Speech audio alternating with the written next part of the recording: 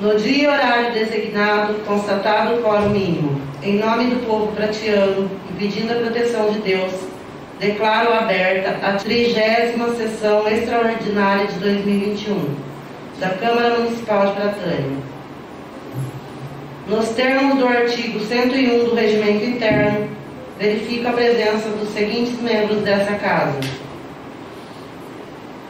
Excelentíssimo senhor vereador Adalto Antônio da Silva. Presente. Excelentíssima senhora vereadora Ana Maria Quesada Jimenez. Presente. Excelentíssima senhora vereadora Cassiane Alessandra Alves da Silva Rodrigues. Presente. Excelentíssimo senhor vereador Dino Quesada Jimenez. Presente. Excelentíssimo senhor vereador Nelson de Oliveira Souza. Presente.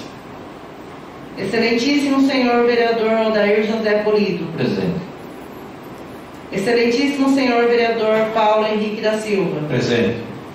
Excelentíssimo senhor vereador Roberto Valdir Justo Júnior. Presente. Excelentíssima senhora vereadora Sandra Andrade Santos. Presente. Constatada a presença dos membros dessa Casa, iniciamos esta sessão com discussão das atas da 28ª e 29ª sessões extraordinárias de 2021, realizada no dia 26 de novembro de 2021. Os vereadores que desejarem podem fazer uso da palavra. Em votação, os vereadores que forem favoráveis permaneçam sentados. Aprovado. Ordem do dia.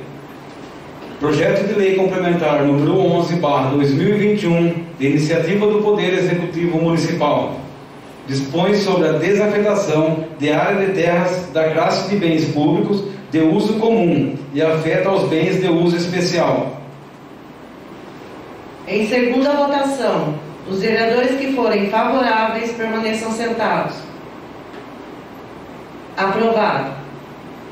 Projeto de Lei Ordinária número 30/2021, de iniciativa do Poder Executivo Municipal, dispõe sobre a abertura de crédito adicional suplementar no orçamento vigente. Em segunda votação, os vereadores que forem favoráveis permaneçam sentados. Aprovado.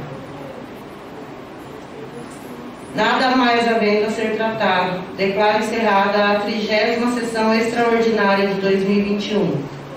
Uma boa noite a todos e uma ótima semana. Boa noite.